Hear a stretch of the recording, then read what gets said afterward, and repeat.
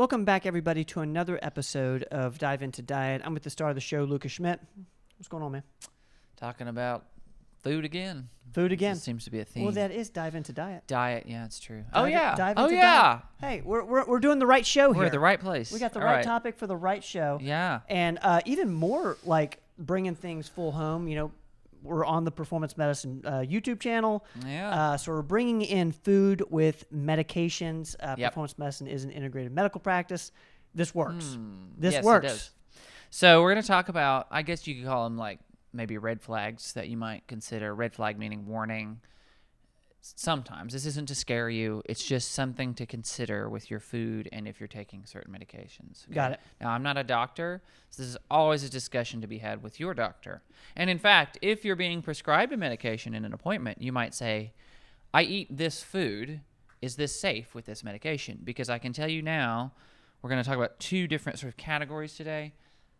It won't be an extensive list. I don't have enough time. It'd be too long of a video. It'd be forever for me to list every single drug ever made that interacts. I'm going to try to list the category of drug. That way, if you're in an appointment with your doctor and you remember that you've seen this and they go, I want to put you on this, and you know you eat one of these foods, you might just perk up and say, oh, can I continue to eat X, Y, or Z? Yep. Is that safe? I'm hoping we can answer some of those questions today. So without further ado, grapefruit. Grapefruit, it's probably the most well-known one, even for people who aren't like interested in this kind of stuff. Grapefruit's often associated with interactions with medication. At least I had heard of it. So I did some deep research. I wanted to know why. Yeah. So even beyond the layman's, like I knew it interferes with the absorption of your medication. Can I guess? Yes. Acid? Like good guess. When I think because of it's citrus. When I think of grapefruit, it's super acidic. Yeah, that's not why. I mean, I don't know. The reason why. So you have an enzyme in your small intestine. I wrote it down. You'd say CYP3A4 or CYP3A4 enzyme. It's such a catchy name, isn't it? CYP3A4 enzyme, and that helps you metabolize. Some drugs are meant to be metabolized in that way. Okay. Grapefruit, for whatever reason, interferes with that enzyme. It blocks that enzyme. So what ends up happening on some medications with grapefruit is they go into your system, and when they reach the small intestine, they're not well absorbed.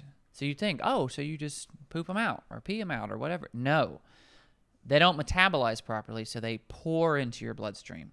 So you took a drug that needs this enzyme, you might wind up with double the dose of that drug. Because when they develop drugs with these purposes, they calculate those things very carefully. They calculate some of this is just going to go down the toilet, so this is the dose we're going to give them. Right? They give you a bigger dose than technically you want in your blood. But because they're accounting for enzymes or whatever mechanism that blocks some of the drug. If you mess with those enzymes, you have messed up their calculation. Yep. And so now your blood is full of whatever. So the drugs that grapefruit actually puts some drugs too much in your blood and some too little, which is because of all the things it affects. So the ones that are dangerous for overdosing on, I believe, are primarily blood pressure medications, organ transplant rejection drugs. So these are very specialized medications if you've had an organ transplant that keep you from rejecting the organ. Some anti-anxiety medications, corticosteroids, particularly for Crohn's, and heart rhythm drugs. Okay, if you're on these things, a lot of people are. You should ask, or you should have been told that grapefruit is something to be careful with. So if someone listening to grapefruit this episode, juice or grapefruit fresh, just avoid it. I don't want to say never take grapefruit if you're on some of these medications. I would say bring it up with your doctor. Okay. Please ask a medical professional, an MD who knows this stuff. Bring it up to their attention. Okay. Sometimes it may not be discussed. We're in an age where prescriptions are written quick. Yep. There's a lot of telehealth nowadays. Yep. And they might put it somewhere in a sheet they send you. We don't all read the fine print. I don't read the fine. You ever done like a sign up for like a newsletter and there's all these like I agree to these terms? You check the box at the bottom. Yep. I just scroll down the thing. I don't read anything. I just scroll to the bottom and check it off. What if you're food contraindications are listed there. So it's important to know. Yep. Just putting it on your radar. Now, if you're taking Allegra or a prescription allergy medication, it does the opposite. So if you've taken some grapefruit recently and you take your Allegra is delivered differently. It's via a transport into your cell. This inhibits that, so you're not going to absorb hardly any of it. You're basically making your Allegra useless. So it's not gonna like kill you. It's not gonna hurt you. But you're kind of wasting it, and you may start to suffer whatever allergy you're trying to block again. Got it. So just tell your doctor if you're being prescribed any of those things in that category. Hey, I like grapefruit. Is that still on the table? And that isn't to say that no blood pressure medication is allowed. I'm not the doctor here. I'm not the pharmacologist, but it is something that is well researched that you need to be very careful with. Grapefruit is a pretty powerful food in regards to how it interferes in your body. It's one of the reasons it's considered a health food too, is because of how potent it is in your digestive system. It's good for the blood sugar, things like that. So there's always pros and cons. That's really interesting. I actually did not know this. Grapefruit? No.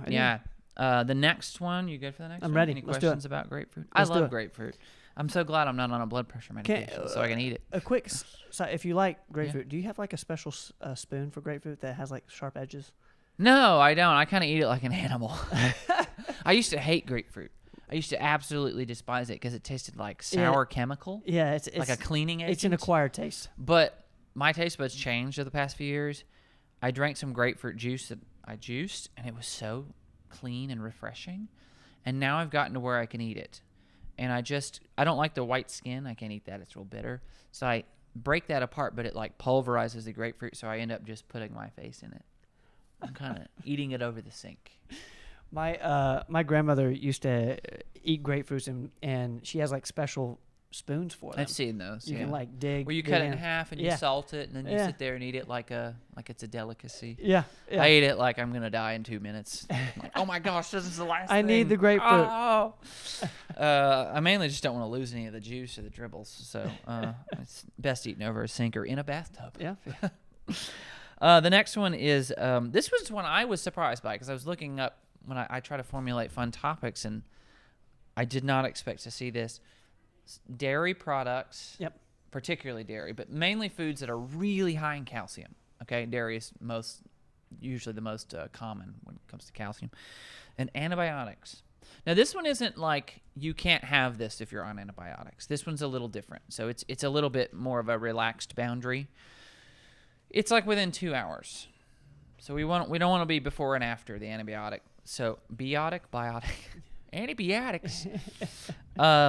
Because of the calcium. Calcium can interfere with the absorption of the antibiotic is all. So it can block, it binds to, and it's not every antibiotic. The word was quinolones, I believe, is the type of antibiotic. Okay. Calcium will bind to that and pull it through, meaning it's not going to be absorbed.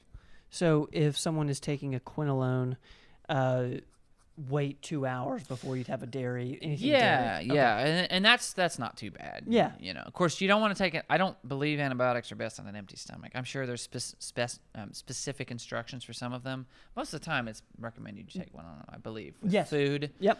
Let's just not make that food dairy. Make that food something else. Make it a little like some chicken. I don't know, nuts, seeds, something like fruit, something like that. This is a super interesting and important topic. I didn't realize any of that, actually. Grapefruit I was surprised by the calcium. Dairy. Yeah. Now, often you're told to consume probiotic Greek yogurt with antibiotics or after. I would suggest we do that after because people say, well, no, you got to restore your gut. I'm like, well, not while the antibiotic's in there. Right. You're just nuking your gut every time you take one. You're wiping everything out, so you're just wasting.